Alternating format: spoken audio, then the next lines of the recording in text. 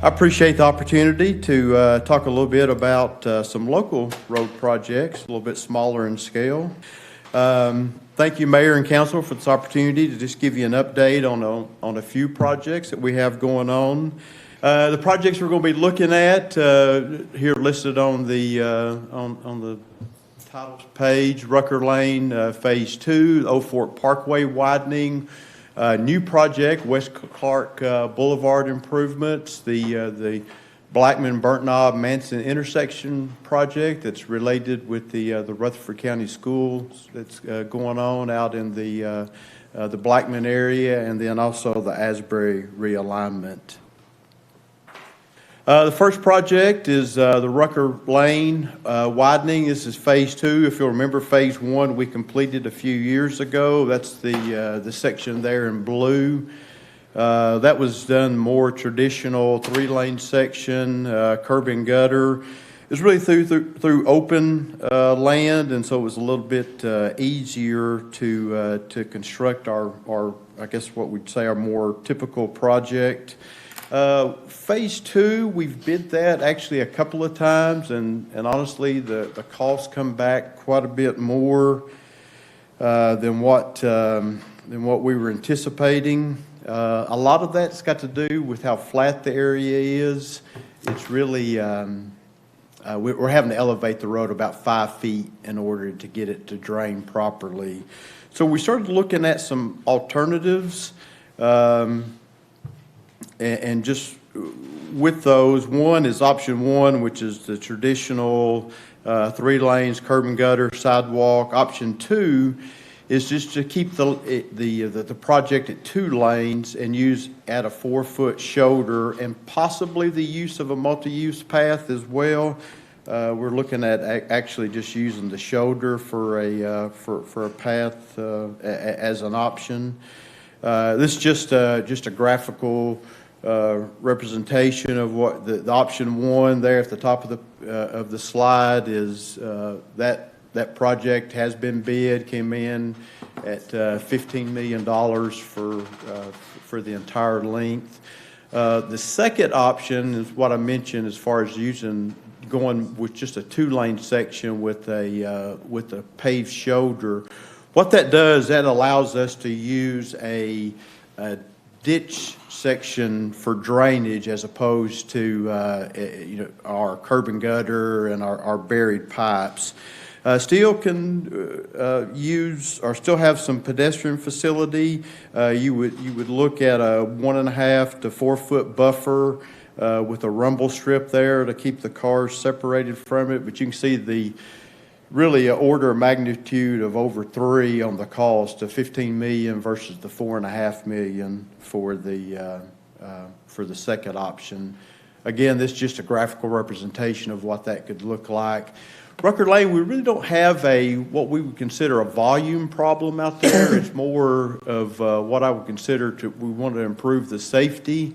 We've got some drop-offs on the shoulders or off the shoulder. And then we don't have any sort of pedestrian facilities at all. So just an option that we're looking at. We're exploring a little bit more, and we may have a recommendation to you for you consider. If you have any feedback on it, either now or later. I know a project all of you are interested in, the old Fort Parkway widening.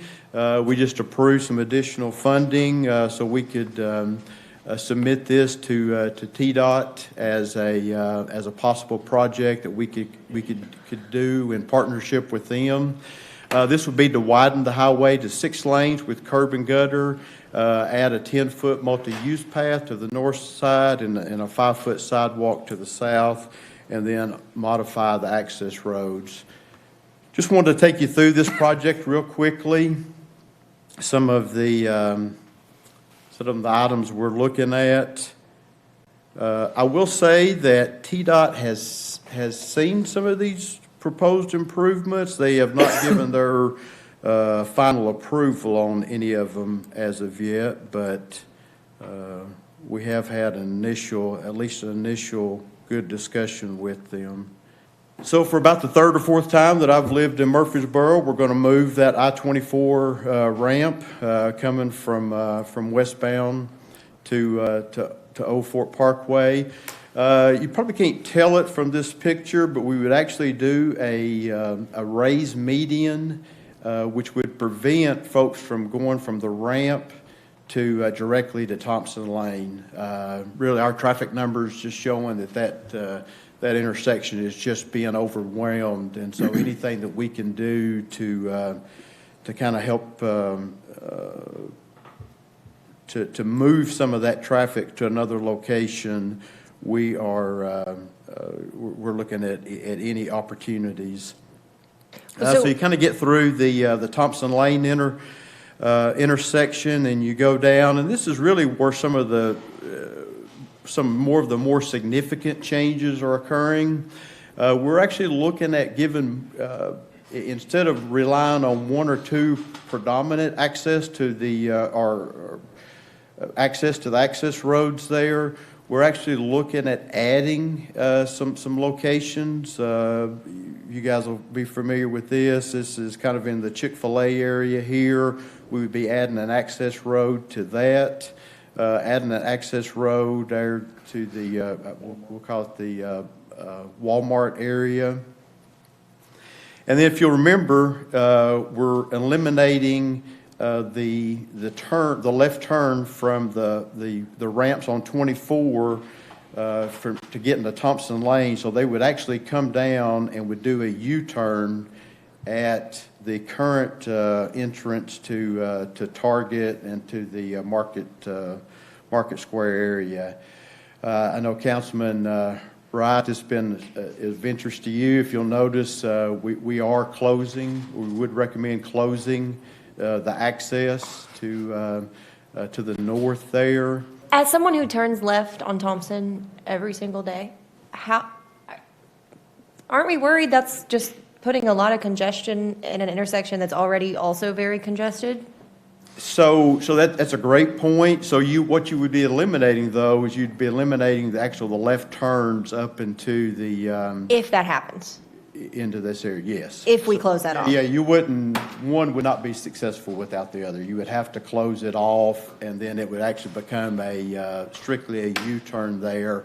And so you would do a U-turn, and then you would either, if you were, say, going to Walmart, you would access that through the Mall Circle Drive entrance here, or you would go back down to Thompson Lane and make a right there. So we for sure won't prohibit left turns onto Thompson Lane from I-24 westbound if we don't do this. That would yes, they're all would work concurrently. But the other part too, I think, if you go back to the interchange, I mean, we see this, and we also see it at South Church Street as well, coming west. The way that current interchange is situated, someone is looking left continuing to go, and we have, I don't know what the number is, but there are a lot of accidents at that interchange where people are rear-ending, not paying attention. So this really would keep that from happening. Plus the other part too, you end up playing Frogger trying to go over 3 or 4 lanes to be able to get over to that Thompson Lane side. It's definitely going to be inconvenient. Someone who's going west and going to have to go down and do a U-turn, but I mean, I do it every day. I literally play Frogger and then turn left on North Thompson Lane, and so I'm fine with going down and making a U-turn, but not if we're not closing off that road, because I'm not making a U-turn in that mess. Sure, no. Something else almost came out of my mouth. I'm glad it didn't. It would. Those of you who know me caught it. I agree, and you're exactly right. I mean, it would all have to work together, or it wouldn't, or you would just be just transferring the problem from one intersection to the other. Is Mall Circle Drive private, or who maintains Mall Circle Drive? It's actually We do. It's city. It's actually public. Well, I'm sorry, Mall Circle Drive. Yes, it's public as well. Yes. I guess my question back with the turning left onto Thompson Lane is, most of the time that an ambulance gets off the interstate to go to the hospital, they're getting off at Thompson Lane, not Medical Center. Would we just be telling emergency personnel just to go ahead and go down to Medical Center? That would be a better option for them, yes. I'm hesitant, those guys are professionals at choosing routes and the ways that they want to go. And really, especially, sirens going, nothing would prevent them from making turning that left left. turn at Right. Thompson, just on the other side of Yeah. the median. I think the key thing would be to get the information to them and let them. But look at that's the a good point. options. If they've got sirens on, they could turn left on Thompson. They wouldn't have to go down and take a U-turn. Yeah, So you borrow siren? Yeah, you need a siren. I learned that with the recent closure we did on Asbury, talking with Chief McCluskey. He said, "Trust me, Chris, we'll be able to make that turn if we need to." So,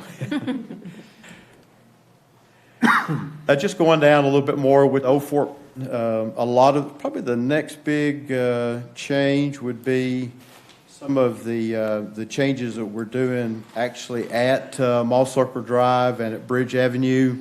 We would specifically, kind of the back entrance to Lowe's and to Target here, we would allow only right outs there or left ends to that roadway. The yellow you see here on the screen is actually a raised median. So we would limit some of that, and then we would actually close off access to the frontage road there, and would move that access down again to another mid-block crossing of the grassed area there. Chris, that mid-block crossing, would it be better off to put at Mall Circle in front of where Coconut Bay used to be, where the stoplight can go both directions? So we looked at that.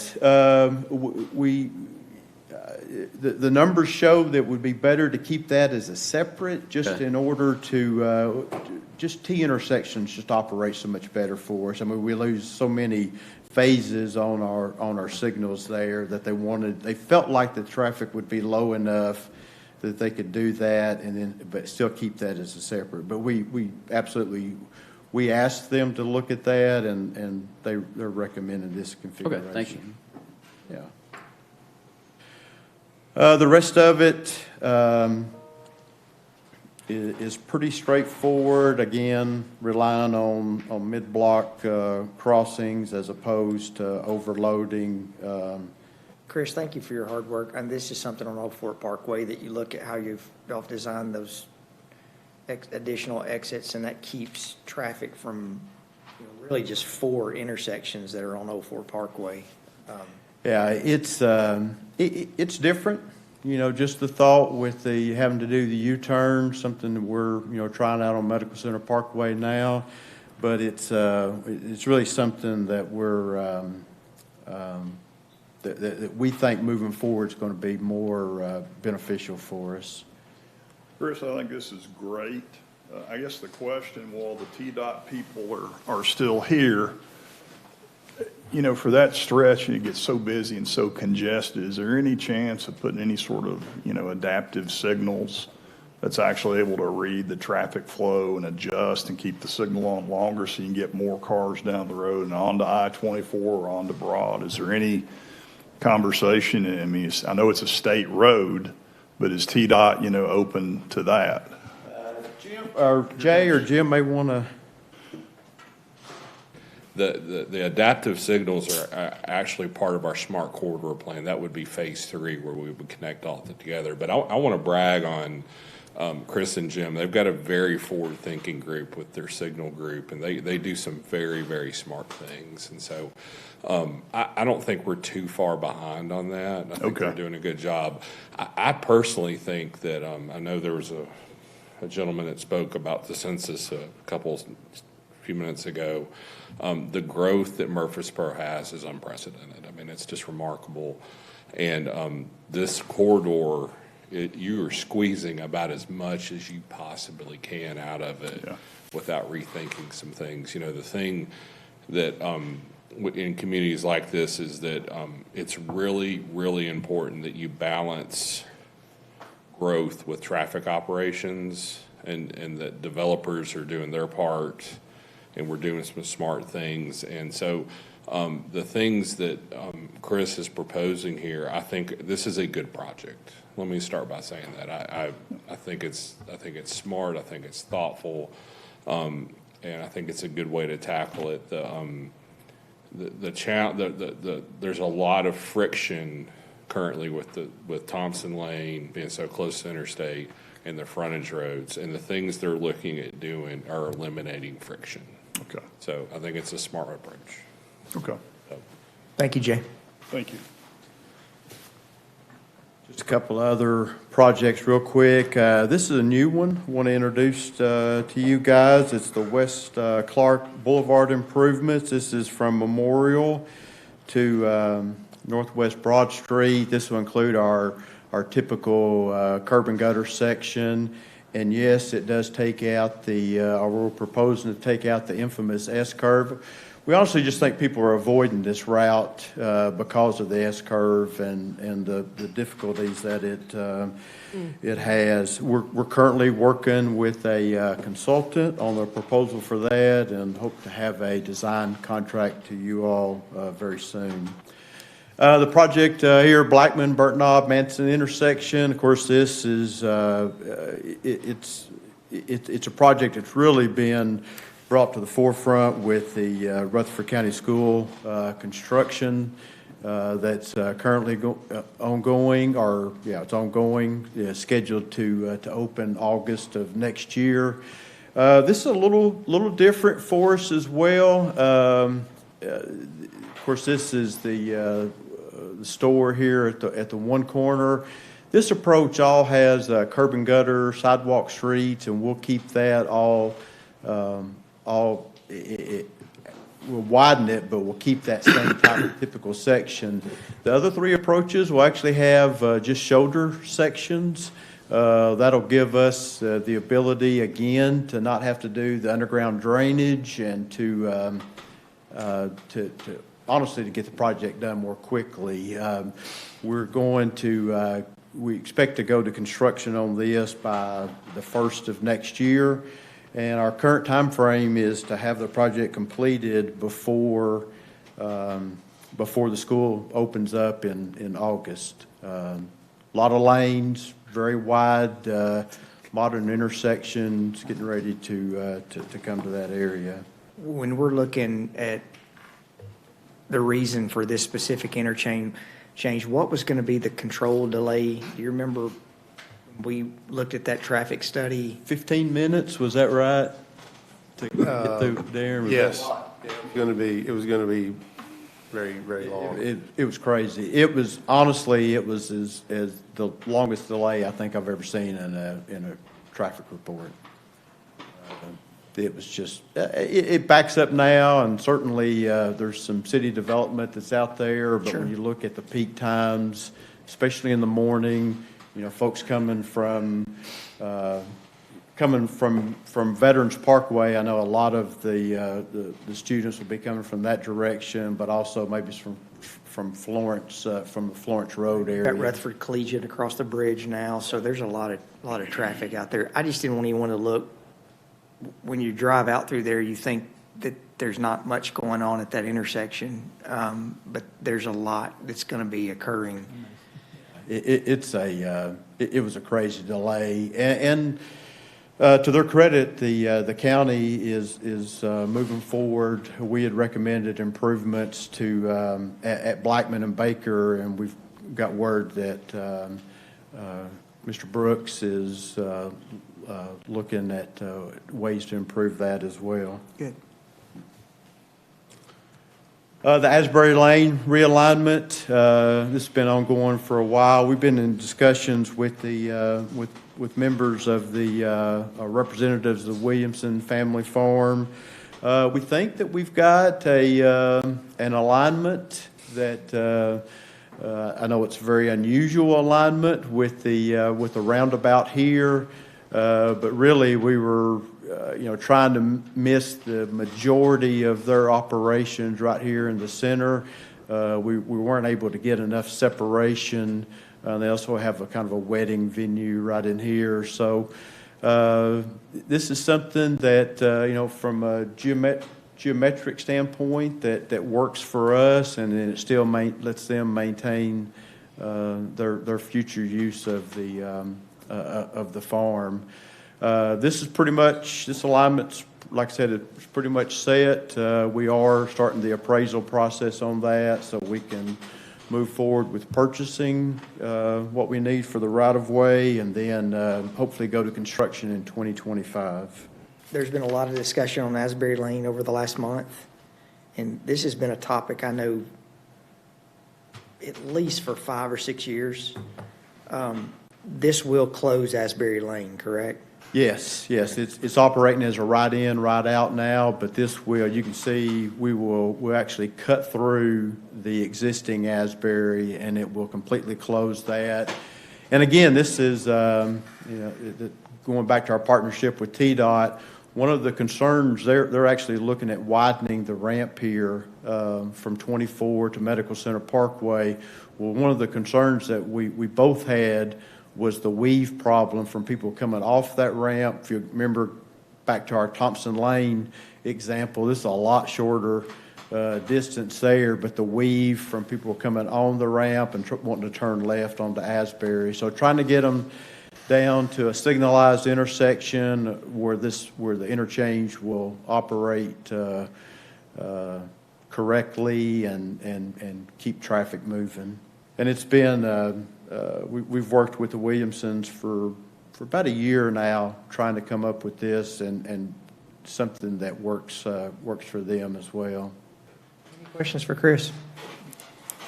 Chris, thank you for your hard work on this. Thank you.